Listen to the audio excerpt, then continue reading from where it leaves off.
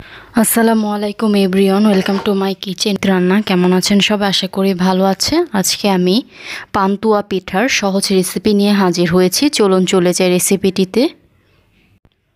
প্রথমে আমি এখন দুটি ডিম ফেটে নেব। এখানে আমি দুটি ডিম নিয়ে নিচ্ছি।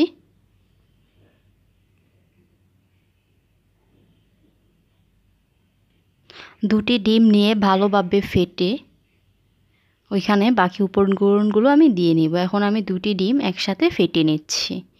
একটি হুইস্কি দিয়ে আমি ভালোভাবে ফেটে নিব।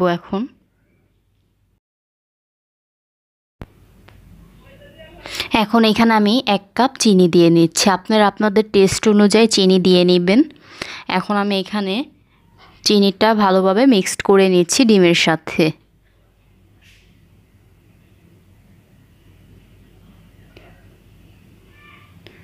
এখন আমি এখানে দুধ দিয়ে দিচ্ছি মোট 2 কাপ। আমি মেজারমেন্ট কাপের 2 কাপ দুধ দিয়ে নিচ্ছি। এখন এটিকে ভালোভাবে মিক্সড করে নেব।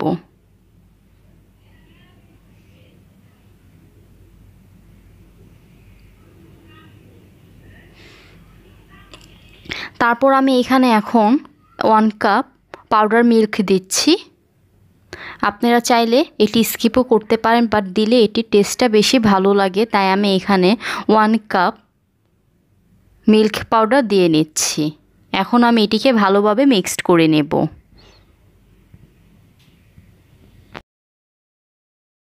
ভালোভাবে আমি পাউডার দুধটা মিক্সড করে নিচ্ছি। আমি এখন এখানে 1/2 কাপ চিনি দিয়ে দিব, কারণ আমার আরেকটু মিষ্টির প্রয়োজন ছিল। টেস্ট করে আমি এখানে 1/2 কাপ চিনি দিয়ে নিচ্ছি। এখন আমি এখানে ময়দা দিয়ে দিচ্ছি 1 কাপ।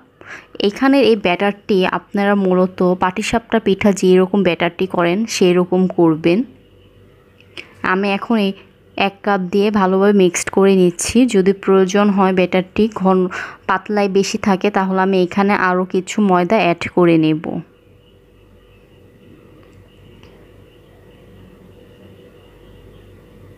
আমি এখানে আরও 1 কাপ থেকে কিছু পরিমাণ নিলাম ব্যাটারটি তৈরি করার জন্য, যেন পারফেক্টভাবে একটি পাতলা টেক্সচারের ব্যাটারটি হয়। মোট এখানে আমার 2 কাপই লেগে গিয়েছিল। 2 কাপ দেওয়ার পরে একদম পারফেক্টভাবে ব্যাটারটি আমার হয়ে গিয়েছিল।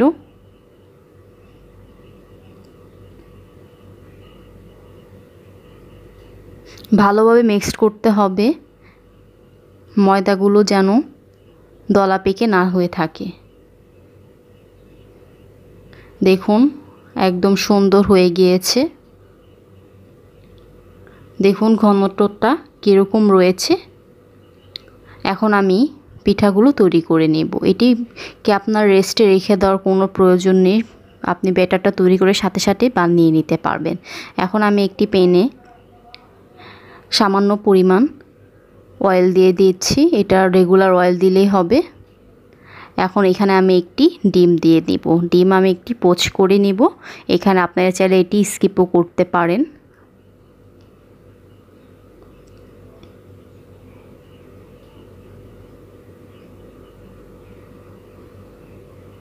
আমি এখন ডিমটি ভাজা পর্যন্ত ওয়েট করি।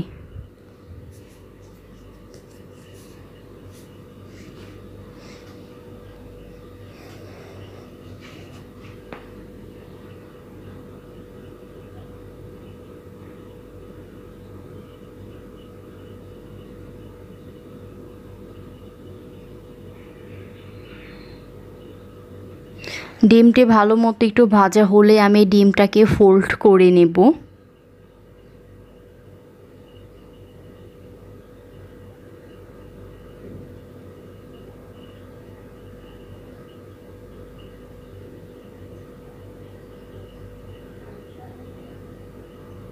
দেখুন আমি এখন ডিমটিকে ফোল্ড করে নিচ্ছি।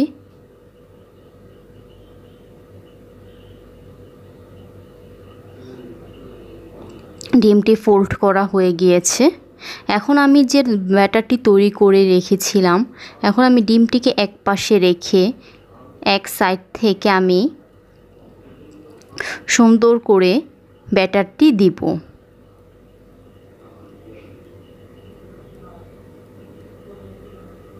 দেখুন আমি কিভাবে দিচ্ছি। ডিমটিকে এক সাইডে করে আমি এক পাশ থেকে ব্যাটারগুলো দিয়ে নিচ্ছি। ব্যাটারটি দিয়ে হালকা ব্যাটারটি যখন ড্রাই হয়ে আসবে তখনই ফোল্ড করে দিব।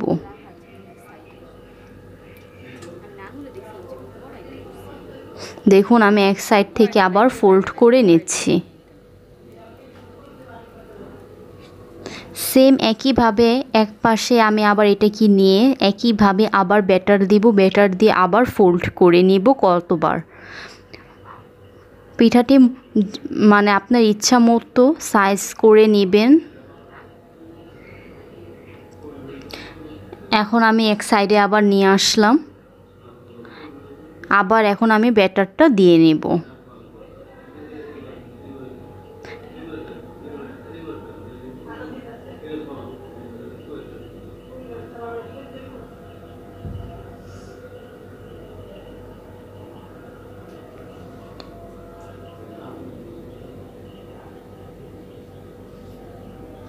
দেখুন আমি আবার দিয়ে নিয়েছি।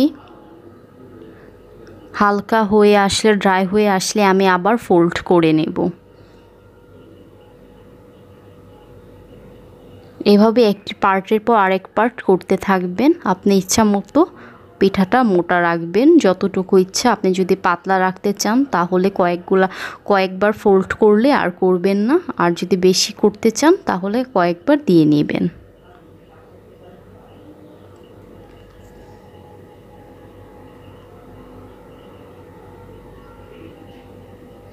আমি ফোল্ড করে নিচ্ছি।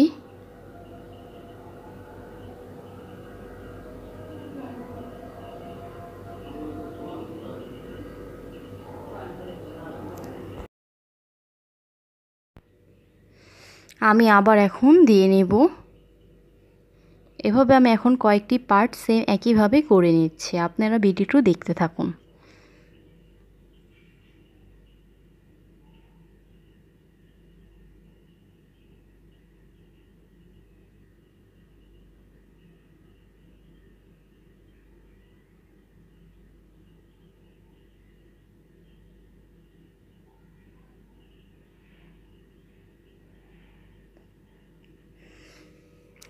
যখন দেখবেন পেনটা হালকা ড্রাই হয়ে এসেছে তখনই সামান্য পরিমাণ তেল দিয়ে নেবেন। আমি আবার একটু পরিমাণ তেল দিয়ে আমি আবার ব্যাটারটি দিয়ে নিচ্ছি।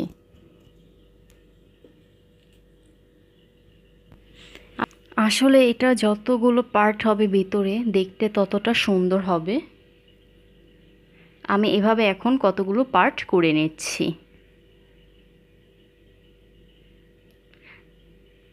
আর ড্রাই হয়ে আসলে কিন্তু তেল এখানে কিছু অ্যাড করে নেবেন।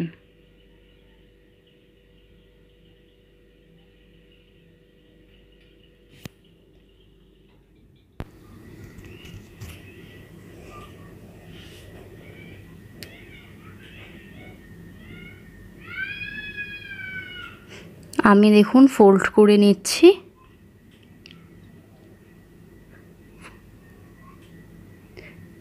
দেখুন আমি আর কয়েকটা ফোল্ড করে নিয়েছিলাম।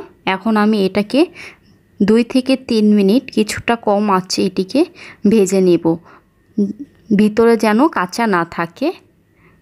দুই পাশে ভালো মতো লো হিটে এটিকে এখন আমি কিছুক্ষণ রেখে দিব চুলায়, যাতে ভিতরের প্রত্যেকটা লেয়ার সুন্দরভাবে সিদ্ধ হয়, কাঁচা যেন না থাকে।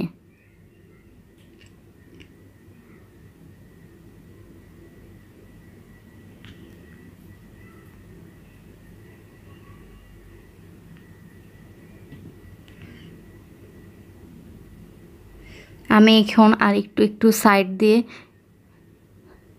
সোজা করে নিচ্ছি, এদিক দিয়েও যেন সুন্দরভাবে ভাজা হয়ে যায়।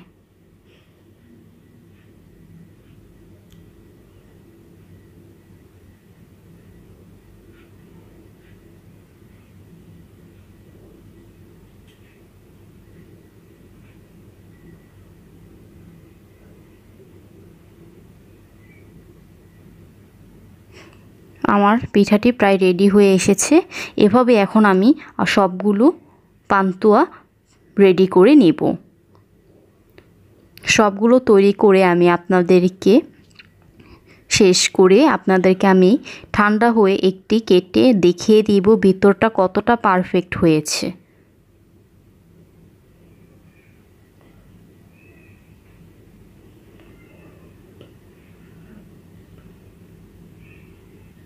আমি সব সাইডগুলো ভালো মতো ভেজে নিচ্ছি।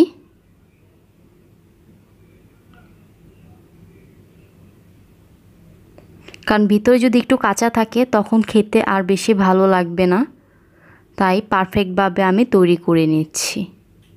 এই তো আমার এটি ভাজা হয়ে গিয়েছে, এখন আমি এটি সার্ভ করে নেব।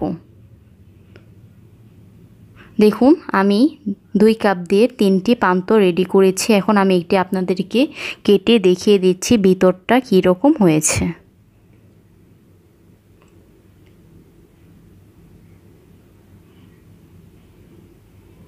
দেখুন কতটা সফট হয়েছে।